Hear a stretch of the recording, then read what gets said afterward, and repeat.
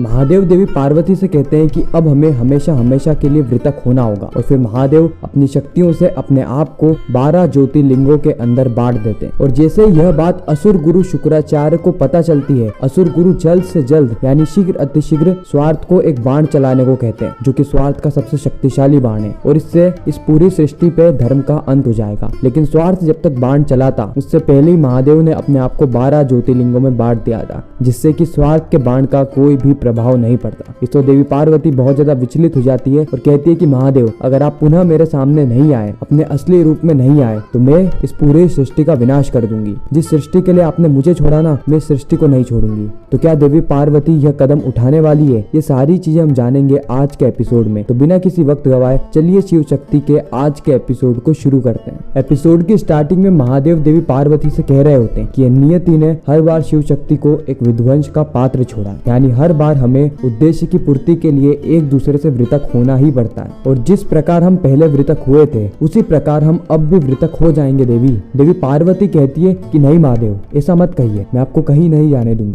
सर्वदा के लिए मैं आपको पकड़ के यहीं पर ही खड़ी रहूंगी। महादेव की आंखों से आंसू आने लगते हैं और महादेव बार बार एक ही चीज को दोहरा रहे होते हैं कि उद्देश्य पुकार रहा है, मुझे जाना होगा। उद्देश्य पुकार रहा है, मुझे जाना होगा। और इस ओर देवी पार्वती भी एक ही एक बात को दोहरा रही होती कि नहीं महादेव, आप कहीं नहीं जाएंगे। और इसी के साथ रात खत्म हो जाती है और नए दिन का प्रारंभ होता है, जहाँ पे असुर गुरु शुक्राचार्य और असुर माता दिति के बीच में वार्तालाप होती है। असुर गुरु कहते हैं कि पूरी रात्रि बीत गई लेकिन महादेव ने कोई भी षड्यंत्र नहीं चला, ऐसा कोई भी दाव नहीं चला जिससे कि हम असुरों का विनाश हो सके, हम असुर हार सके। क्या इसका मतलब यही है कि महादेव ने हार मान ली है? असुर माता दिति कहती है कि स्वार्थ की कोई गांठ मिलेगी तभी तो अपनी चाल चलेंगे ना गुरुदेव। यह सारे ही असुर बहुत ज्यादा प्रसन्न होते हैं। स्वार्थ कहता है कि लेकिन अब प्रतिकार नहीं, वार होगा, स्वार्थ का वार। इस संसार में महादेव का हर भक्त नष्ट होने वाला है और जो भी बचेगा वो सिर्फ और सिर्फ असुर प्रवृत्ति का ही बचेगा। असुर गुरु शुक्राचार्य कहते हैं तो हम प्रतीक्षा किसकी कर रहे हैं? प्रारंभ करो ये खेल, असुरों की देवों पर विजय का खेल, असुरों की मानवता पर विजय का खेल।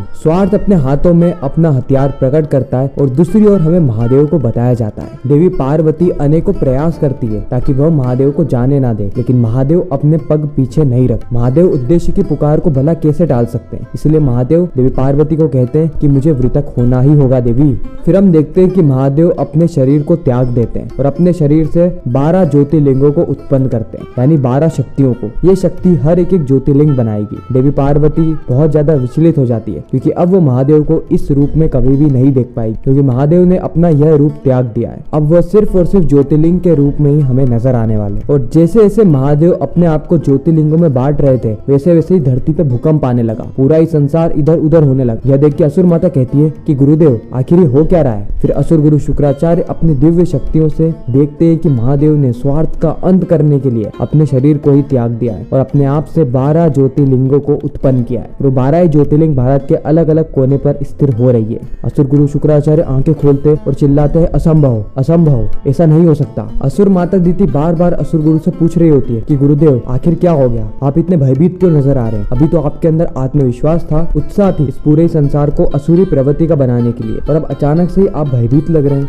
असुर गुरु शुक्राचार्य कहते हैं कि अभी मेरे पास समझाने का वक्त ही नहीं है। स्वार्थ अपना बाण चलाओ, अपने सबसे ताकतवर बाण को चलाओ और इस पूरे ही धरती से धर्म का विनाश कर दो और शीघ्र अतिशीघ्र ऐसा करो। लेकिन स्वार्थ यहाँ पे असुर गुरु से प्रश्न पे प्रश्न पूछने लगता है। उस ओर महादेव अपने आप को ज्योतिर्लिंग में बांट ही रहे होते हैं। असुर गुरु कहते हैं कि अभी मेरे पास वक्त नहीं है प्रश्नों का उत्तर देने का, जो मैं कह रहा हूँ वह शीघ्र अतिशीघ्र करो। असुर माता दिति कहती है कि स्वार्थ शीघ्र करो, जो गुरुदेव कह रहे हैं जल्द करो। फिर हम देखते हैं कि स्वार्थ अपनी पूरी शक्तियों से एक तीर को उत्पन्न करता है, जिसे हम स्वार्थ का ब्रह्मास्त्र भी कह सकते हैं, क्योंकि इस स्वार्थ के तीर के अंदर इतनी शक्ति है कि पूरे ही धरती के सारे ही मनुष्य को असुरी प्रवृत्ति का बना देगी, यानी सभी के अंदर स्वार्थ को पैदा करेगी। अब मुझे तो एक बात समझ में नहीं आ रही, जब स्वार्थ के पास यह अस्त्र था तो बार बार इतने दिनों से अपने हाथों से क्यों शक्तियां निकाल रहा था? वो अपने अस्त्र का प्रयोग करता और एक ही बार में सबको असुर बना देता, यानी सबके अंदर स्वार्थ को पैदा कर देता, शिवत्व का विनाश कर देता। लेकिन वो ऐसा करता नहीं है, वो आखिरी पल तक रुकता है और आखिरी पल में उसका तीर विफल हो जाता है। विफल इसलिए होता है क्योंकि महादेव ने अभी तक अपने आप को 12 ज्योतिर्लिंगों में बांट लिया था। भारत के हर एक कोने पर महादेव का ज्योतिर्लिंग था और महादेव के सारे ज्योतिर्लिंग मिलके पूरी पृथ्वी के ऊपर एक सुरक्षा कवच बना देते हैं, जिससे कि स्वार्थ का तीर किसी भी मनुष्य पे नहीं आ पाता है और सारे ही मनुष्य यहाँ पर बच जाते हैं। और इस पूरे ही विध्वंस से कैलाश में भी भूकंप आने लगता है। शिवगण कहते हैं कि यह कैसी ध्वनि है? कहीं ऐसा तो नहीं कि शिव शक्ति पे कोई बड़ा संकट आ रहा है है, हमारी सृष्टि पे संकट आ रहा है, उसी वक्त नारायण वहाँ पर उपस्थित हो जाते हैं। नारायण कहते हैं कि आज एक अशुभ घटना घटने को थी, लेकिन महादेव ने पुनः एक बार अपने पूरे ही संसार को बचा लिया।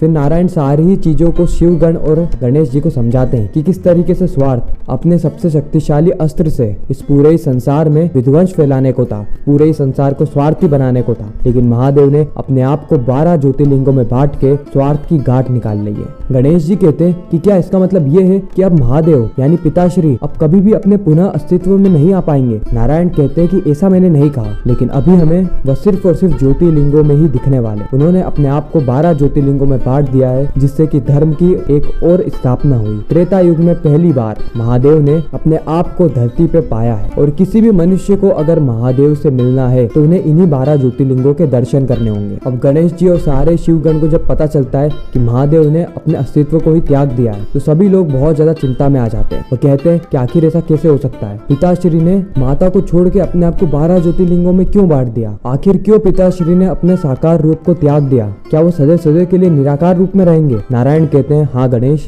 हाँ। इस और हम देवी पार्वती को देखते हैं, जो कि बहुत ज्यादा क्रोधित होती है, बहुत ज्यादा विचलित होती है, वो महादेव को दर बदर ढूंढ रही होती है। देवी पार्वती कहती है कि महादेव, आपने जिस पृथ्वी के लिए मुझे त्यागा, अगर आप पुनः वापस नहीं आए तो मैं इसी पृथ्वी का विनाश कर दूंगी। इस संसार का कोई भी उद्देश्य शिव शक्ति से बड़ा नहीं है। शिव शक्ति मिलकर सारे उद्देश्य की पूर्ति कर सकते हैं। तो महादेव, फिर आप मुझसे मृतक क्यों हुए? वापस आ जाइए महादेव, किधर है आप महादेव? और जहाँ जहाँ भी देवी पार्वती जाती है, वहाँ के सारे फूल मुरझाने लगते हैं देवी पार्वती के क्रोध से। गणेश जी और सारे शिवगण देवी पार्वती के पास में आ जाते हैं और देवी पार्वती को कहते हैं कि पिताश्री के जाने का दुख हमें भी है माता, लेकिन आप अपना धैर्य मत तोड़िए। लेकिन देवी पार्वती इतना ज्यादा क्रोध में होती है कि वह ना तो गणेश जी की बात सुनती है और ना ही बाकी शिवगण की। देवी पार्वती कहती है कि गणेश, तुम्हें सौगंध है अपनी माता की कि तुम अभी के अभी सारे ही शिवगण को लेके कैलाश लौट जाओ। तुमने मुझे कहा था ना कि मैं सोमवार को महादेव के साथ कैलाश आऊँ, तो मैं आऊंगी, वो भी महादेव के साथ ही आऊंगी। तुम जल्द से जल्द कैलाश लौट जाओ, मेरे कार्य में बाधा मत बनो गणेश।